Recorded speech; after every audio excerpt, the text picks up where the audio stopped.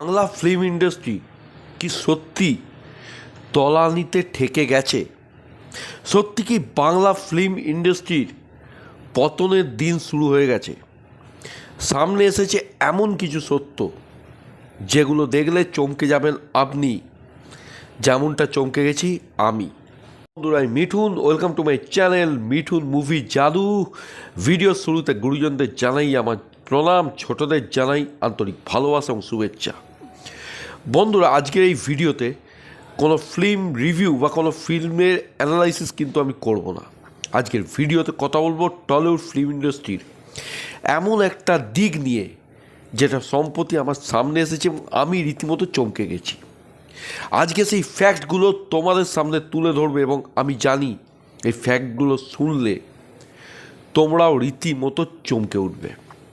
শুধু একটাই রিকোয়েস্ট করব, আজকের ভিডিওটা দেখে ভিডিও সম্বন্ধে তোমাদের কি মত সেটা কিন্তু আমায় কমেন্টের মাধ্যমে জানিও। এবং যদি ভিডিওটি ভালো লাগে ভিডিওটাকে লাইক করো, শেয়ার করো, এবং কেউ যদি নতুন হয়ে থাকো চ্যানেল বা ভিডিও অবশ্যই সাবস্ক্রাইব করো উইথ বেল আইকন। চলে আসি আজকের ভিডিওর মূল বিষয়বস্তুতে। বলিউড হাঙ্গামা।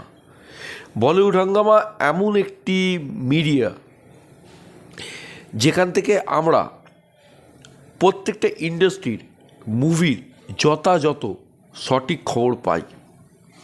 সম্প্রতি বলিউড হাঙ্গামার একটি রিপোর্ট অনুযায়ী 2023 টলিউডের যে বাংলা ছবির সাকসেসটা ছিল সেটা শুরু হয় চেঙ্গিস দিয়ে, এরপরে রক্তবীজ এবং দশম অবতার, এরপরে আমরা যদি বলি প্রধানের কথা বা কাবুলিওয়ালার কথা সেগুলো তার পরে। কিন্তু 2023 প্রথম বক্স অফিসে হিট কিন্তু দেয় জিদ্দার চেঙ্গিস মুভিটি, এবং এটা সত্যিই একটা ভালো খবর, গর্বের খবর।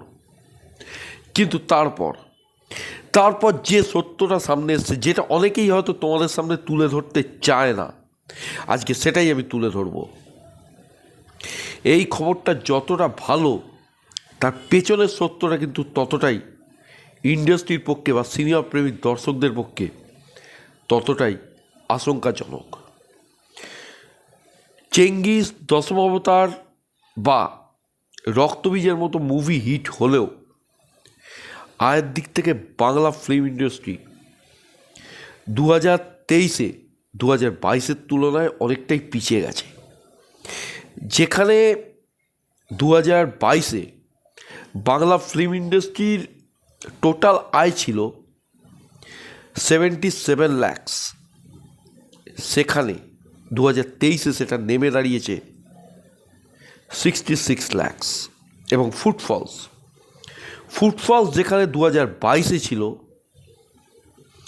70 lakhs, সেখানে 2023 দাঁড়িয়েছে 60 lakhs। মানে বুঝতে পারছো বন্ধুরা,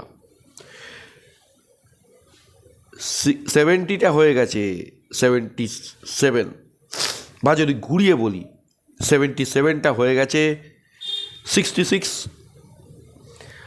আর 70টা হয়ে গেছে 60। এটা কি সত্যি ভালো? এটা কি ইন্ডাস্ট্রির পক্ষে খুবই ভালো খবর? আমরা জানি বক্স অফিসে আমরা অনেকগুলো মুভি দিয়েছি সাকসেসফুল, চেঙ্গিস, রক্তবীজ, দশম অবতার, প্রধান, কাবুলিওয়ালা, কিন্তু তারপরেও ফুটফলস বলি বা ব্যবসার দিক থেকে বলি, আয়ের দিক থেকে বলি, এখনও কিন্তু বেঙ্গলি ফিল্ম ইন্ডাস্ট্রি অনেকটাই ডাউনের দিকে যাচ্ছে। যেখানে আমরা যদি চোখ রাখি পাঞ্জাবি ফিল্ম ইন্ডাস্ট্রি, একটি রিজিয়নাল ছোটো ইন্ডাস্ট্রি, সে কিন্তু 2022 তুলনায় 2023 অনেকটাই ডেভেলপ করেছে। যেখানে আমরা প্রত্যেক বছর এক্সপেক্ট করি যে আমরা আমাদের যে ইনকাম সেটাকে বাড়াবো, সেখানে কিন্তু এখানে ইনকাম বলি বা ফুটফলস বলি দুটোই কমে গেছে। এবং আমার কাছে কিন্তু এটা টলিউড ফিল্ম ইন্ডাস্ট্রির কাছে একটি হতাশাজনক খবর। মানুষ জাস্ট রিজেক্ট করে দিচ্ছে এবং বাংলা ছবি কিন্তু মানুষ সিলেক্টেড মুভি ছাড়া কিন্তু দেখছে না। যদিও 2024 কমার্শিয়াল মুভির যে রমরমাটা ওটা টলিউডে কিন্তু খুব ভালোভাবেই হবে। ডিরেক্টিভ মুভি সেইভাবে যদি বলি, নয়ন রহস্য আছে সন্দীপ রায়ের পরিচালনায়। এছাড়া কিন্তু ডিরেক্টিভ মুভি 2024 কিছু আছে বলে আমার মনে হয় না। কিন্তু জিৎদা বলি বা দেবদা বলি বা অঙ্কুশদা বলি, তাদের কিন্তু বড় বড় কমার্শিয়াল মুভি 2024 আসছে এবং আমি নিশ্চিত এই মুভিগুলো বক্স অফিসে সাড়া ফেলবে। এবং শুধু তাই নয়, সোহমদা তার প্রোডাকশন হাউস থেকে শাস্তির মতো মুভি করছেন মিঠুন চক্রবর্তীকে নিয়ে, যেখানে দেবশ্রী রায় 16 বছর পরে মিঠুন দার সঙ্গে জুটি বাঁধছেন। আমাদের উচিত এই মুভিগুলোকে সাপোর্ট করা, এই মুভিগুলো বড় পর্দায় দেখতে যাওয়া, কারণ এই মুভিগুলো কিন্তু 2024 খুবই দরকারি আমাদের ইন্ডাস্ট্রিকে রিভাইভ করার পক্ষে।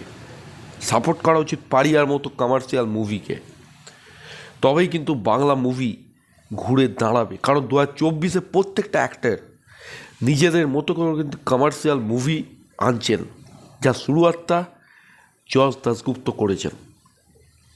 এই ছিল আমার বক্তব্য আজকের এই ভিডিও নিয়ে, এই বিষয়টা নিয়ে। তোমাদের কি মনে হয় আমাকে জানিও, এবং যদি ভিডিওটা ভালো লাগে ভিডিওটাকে লাইক করো, শেয়ার করো, চ্যানেল বা ভিডিও নতুন হলে সাবস্ক্রাইব করো, এবং ফার্দার নোটিফিকেশানের জন্যে বেল আইকনটা কিন্তু ক্লিক করো। সকলে ভালো থেকো, সুস্থ থেকো, টেক কেয়ার, বাই বাই।